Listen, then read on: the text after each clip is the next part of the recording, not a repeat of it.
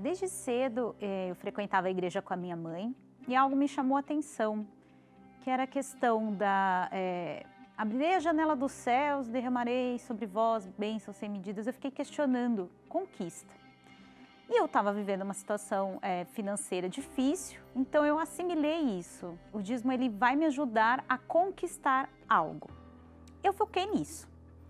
Bem, então foi quando, na situação que eu estava desempregada, eu fiz uma oração, falei com Deus.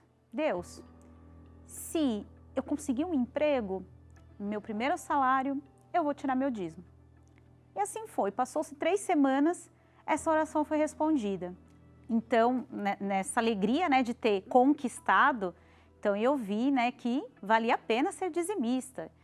E fiz, e do meu primeiro salário eu fui e tirei o meu dízimo. O tempo foi se passando e eu vi que eu entregava, eu tirava o dízimo, mas sem esse propósito do que realmente era. Então eu acabava separando o meu dízimo, entregava no salário, só que daí começou a virar uma rotina. Até certo ponto que eu comecei a me questionar, por que que eu entrego esse valor? E esse valor começou a ser significativo para mim. Então chegou um certo momento que eu acabei tocando no dízimo, tirei para comprar algo para mim. E seguindo assim, no primeiro mês eu toquei, no segundo eu já também não me importei em tirar.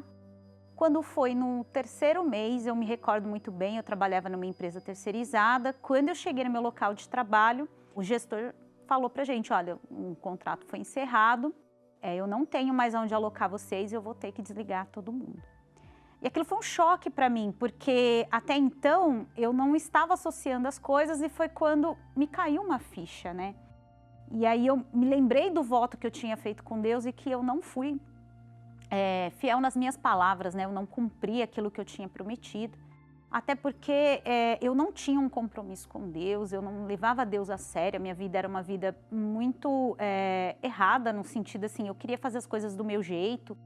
Então, me fez questionar quem eu era também.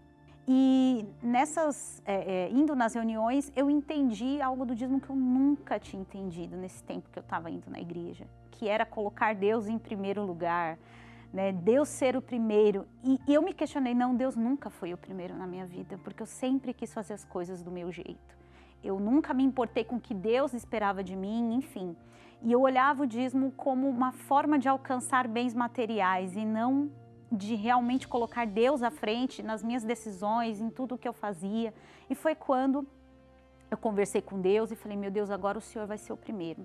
Tudo vai mudar aqui, não é só questão financeira, mas o que está dentro de mim. Então, se aquele emprego que eu estava buscando ali era da vontade de Deus, era o que Deus queria para mim, então comecei a inserir Deus no meu dia a dia, no meu jeito, nas decisões que eu ia tomar. E foi uma mudança, assim, radical, Hoje, graças a Deus, eu tenho paz, que era uma coisa que eu não tinha, nem quando eu tinha feito aquela primeira oração, do dízimo, enfim, eu não tinha paz. Então, a paz, que há dentro de mim, não há nada que tire. Então, foi a minha primeira conquista, ter essa paz, alegria, casamento, família.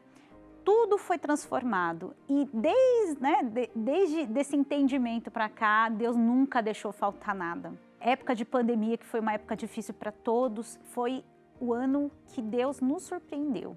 Eu tive uma redução de salário na época, meu esposo por ser autônomo, então veio aquele questionamento, mas Deus nos surpreendeu com as bênçãos. Então, a loja do meu esposo foi o ano que mais vendeu, todas as contas, tudo que a gente precisava pagar, além, a gente adquiriu um carro nesse período. Então, Deus nos surpreendeu com as suas bênçãos. Então, foi um momento assim que Deus mostrou que a cada dia que a gente mantinha essa aliança, Deus nos surpreendia com as suas bênçãos.